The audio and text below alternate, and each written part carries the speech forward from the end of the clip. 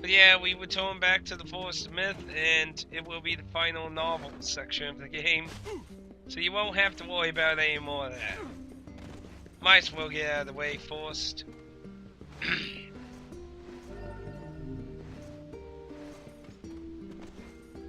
hope you find your Yona. I really do. Thank you, sir. Very kind of you.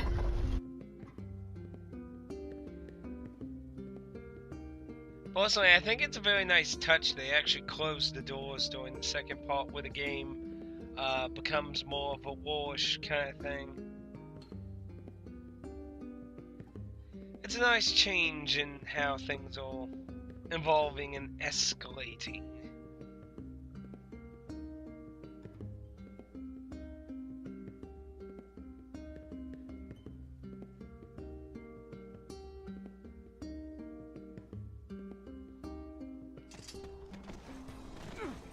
And it feels like the world just slightly becomes a little playable over time. Now see, the shades are wearing more armor now.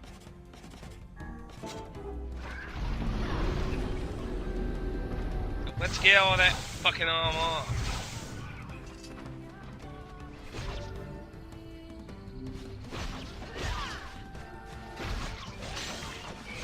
They look like they're a little hot-headed. Attack power 12. The damn armor. Thank you, immune. Let's see.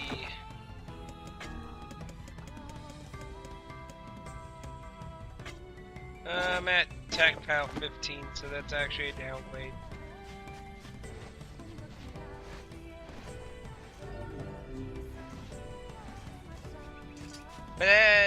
But as you can see, all the sheep are gone now. They have faded away into obscurity. They're gone. They're dead. They have went to vamoose. It's kind of weird they programmed sheep into the game only to take them away anyway.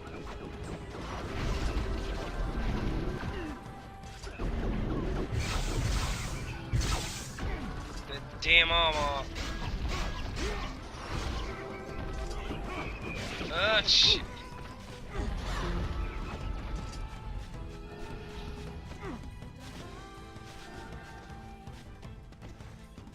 What's funny though is that bull is still out here, which is a good way to get money once you have really high attack power, because it still has a lot of HP. I even killed it off screen 2 times. Usually shades are attacking it though, which is a little funny. It's kind of odd the shades seem to be able to deal shitloads of damage to it. It makes me wonder if there was like modified damage on their part when they're fighting it. I do find it interesting the shades will attack sheep, goats, and the boar though. It really makes you wonder if shades actually need to eat. Because you don't really ever see a point in the game where they're ever eating anything. And considering the big old plot point in the game later on, it does bring up that question in my opinion. The game doesn't. That just means in my mind it kinda does. So anyway, we can't die in this thing, so no worries about saving. Ah. Oh, you actually remember me after 5 years. You don't look like you aged a bit.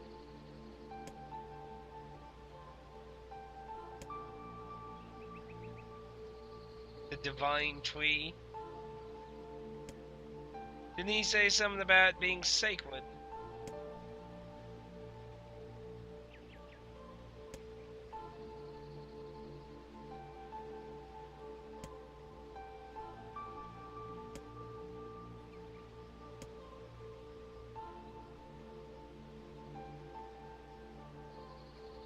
Why is that? Exactly.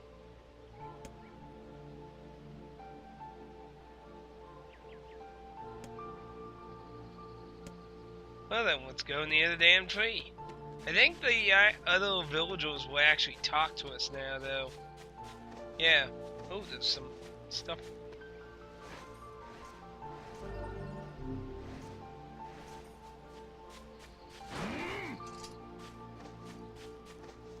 Huh? You're talking crazy talk? About your story? What are you, Titus?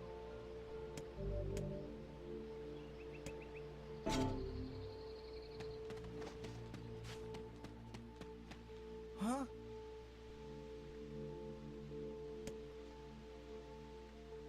No. We've had a lot of stories.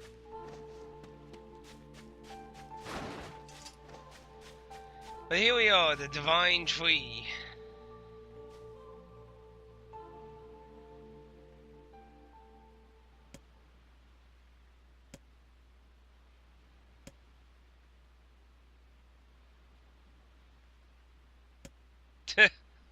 Pretty much. Floating ass talking book. A book.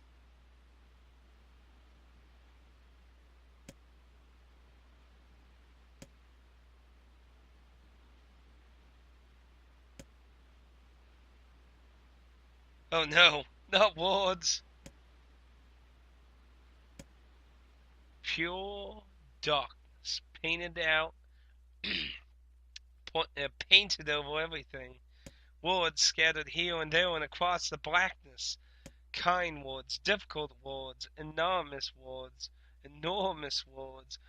huge wards, big wards, little wards, all sparkling in the dark like jewels.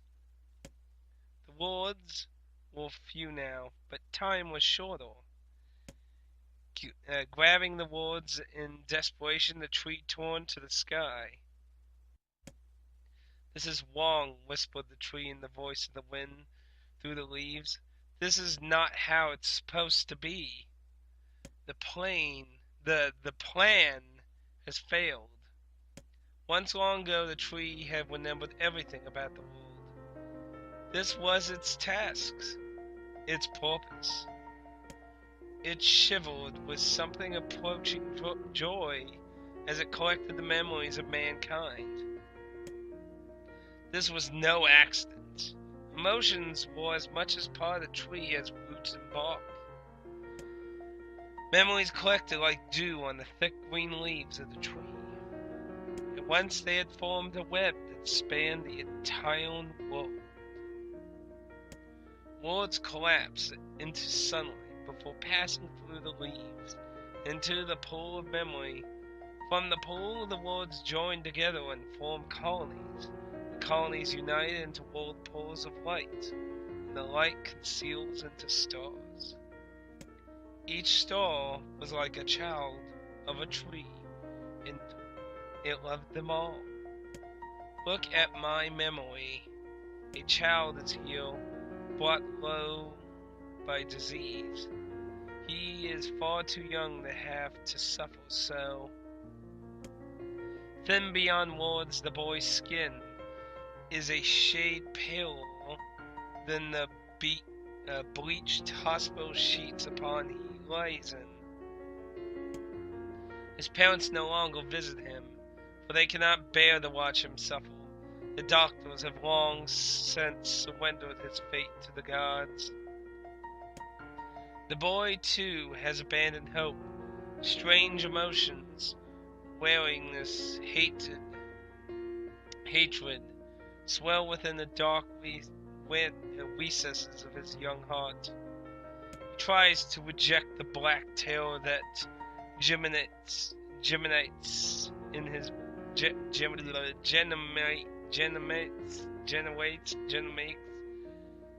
dark terror that's in his freaking corpse, damn it. But no amount of effort or tears can drive the invader away. He has long ceased to reset his parents and doctors. Once he did, but now his pain is so great that there is little room in his heart to think of others. Only one person brings the boy comfort, a healthy young girl with a tan skin and deep green eyes. She is a beacon of brightness, the light in the boy's world. Her very presence is a comfort to him, but he is unable to look upon her face. Whenever they meet, the boy is filled with loathing for his own state. Soon his loathing eats away at what joy he receives from the girl's visits. The girl will stop coming, he knows this. His every waking moment is spent in fear of this day. He thinks that if he could talk to her, if he could tell her of his feelings, that this might not be so, but this conversation never happens. The girl disappears. The boy dies alone. The tree scoops up this memory, carefully stores it within itself. Etched upon it is a single word: envy. Look at my memory. There was a female warrior. Her greatness, her greatest enemy is a beast with red eyes that she cannot fully comprehend. When she strikes it with her sword, it turns into a pillar of salt and dies. But when the white smoke clears, a new enemy rises, and another, and another. The warrior knows that her struggle is foiled, but fighting in the unending stream of enemies fills her with a sense of joy and purpose. Somewhere deep in the warrior's drug-idle mind lies the vague memory of a daughter.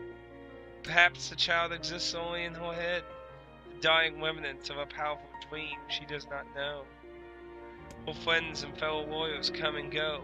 Some flee in terror and some are eaten. She began the fight with 23 companions, but most are gone now. The warrior's body shudders. She does not understand why at first. By the time she hears the fierce, low sound, the arena is already enclosed in darkness. Looking up, the warrior sees the beast so large that it blots out the sky. She is laughing. She has been doing so for so long as she can remember. Covered in blood and dirt, the warrior laughs as she laughs and laughs until the town that contains her daughter collapses into a pile of dust. This memory has been stored for a long time. It is etched with a single word: loss. Look at my memory. A red dragon falls from the heavens. Ah, that memory has been lost. A shame. It was a favorite of mine. After many centuries of existence, the tree saw that its careful labeled memories were beginning to dwindle.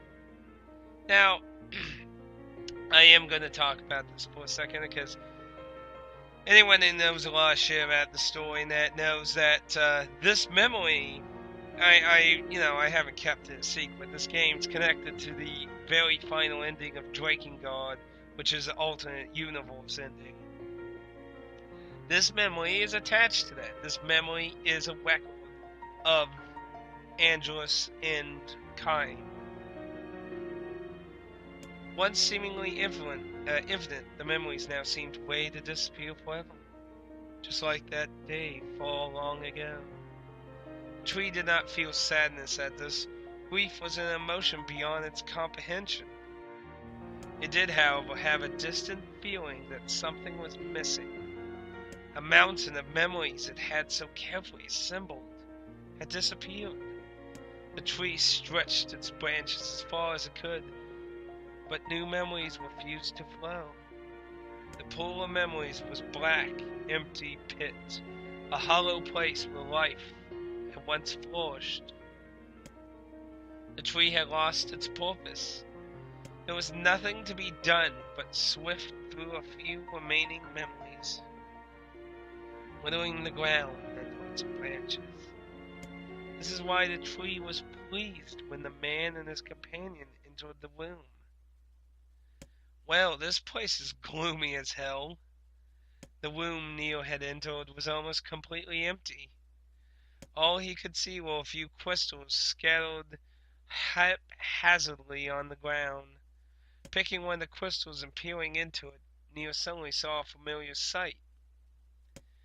It was the forest of myth, its villagers prisoners of their own dreams. I apologize, the tree thought. That is all that remains. As Neil stared at the jewel bewildered, a voice suddenly called out from the depths of his mind. The voice implored them to listen. It was an order, following it was mandatory. Abruptly, the pair realized that they must listen. They must listen. Look! A small, shadowy presence appeared from beneath the floor. It looked to be a shade. The shade grasped several of the jewels in its hands.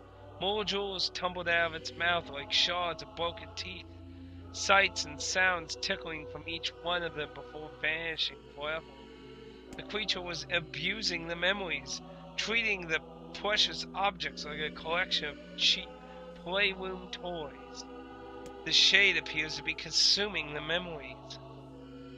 That little thing? It's barely worth my time to kill. The tree extended a branch towards Neil. Without a second thought, Neil brought its blade down on the shade, tearing its stomach wide. Jewels bursted from the shade, pouring across the chamber. Look, thought the tree, there is a convicting memory I had lost, in satisfaction, and many others as well. Yes, this is good. The tree opened its mouth and attempted to speak, but no sound emerged. A millennia of silence and solitude had caused the tree to forget certain things, but rather than be upset, it greeted the development with good cheer. Focusing all its power on the riddle of speech, the tree formed a kind of makeshift vocal cord and tried again. I implore, hack.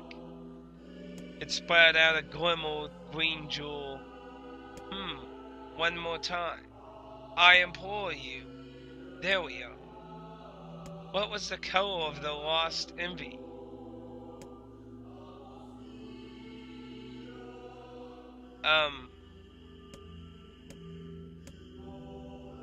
Well, it just said it spit out green, but I don't remember it saying the color of the envy. It spoke. The shade has intelligence and emotion. Who cares? Neil brushed Vice's comment aside as a sword sliced through the shade's white arm. The shade extended its remaining arm to Neil.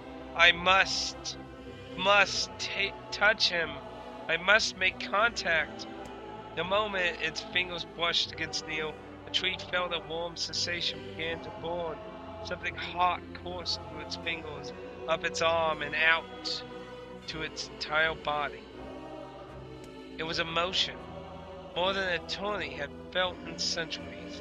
The tree cried out in surprise and joy. 1,000 years alone, 1,000 years of quiet contemplation.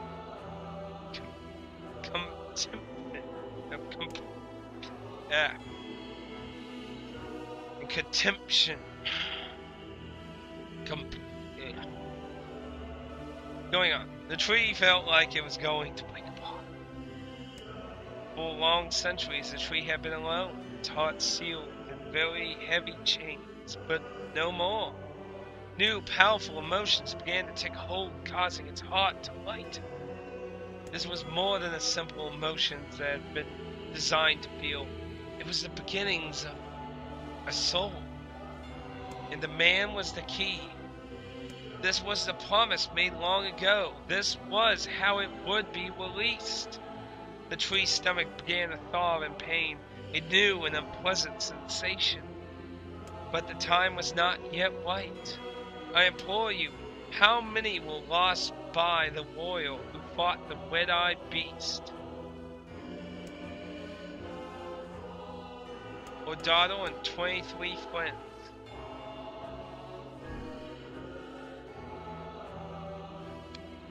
Okay, well, time is over. I'm gonna kill this stupid shade once and for all. Something round and shiny fell from the open stomach, clattered to the floor. The key sprouted the book. Grab the key! The man's sword slowed. Time began to tilt around them. Stretching and slowing, time is essential. The next word must be heard. The words exploded. It became difficult to concern them. Meaning, the pool of memories began to crack as infinite blackness bowled its way into the wall. By this world is falling apart. How can a world of rental I import? Most important thing. Whoa.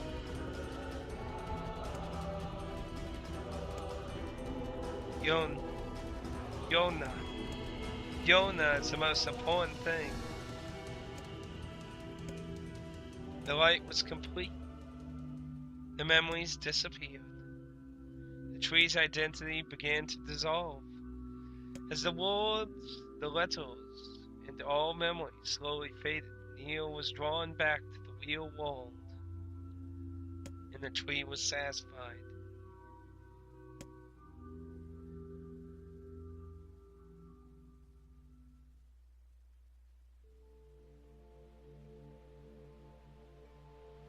What in the hell just happened?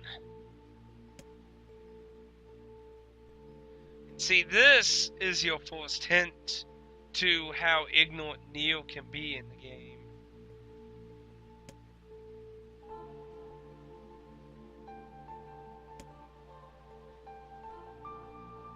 Oh, Nier, your ignorance will be your undoing.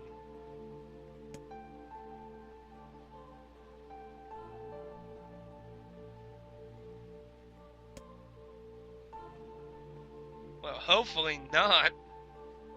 Time travel's the last thing we need. Well, your memories fade, I guess.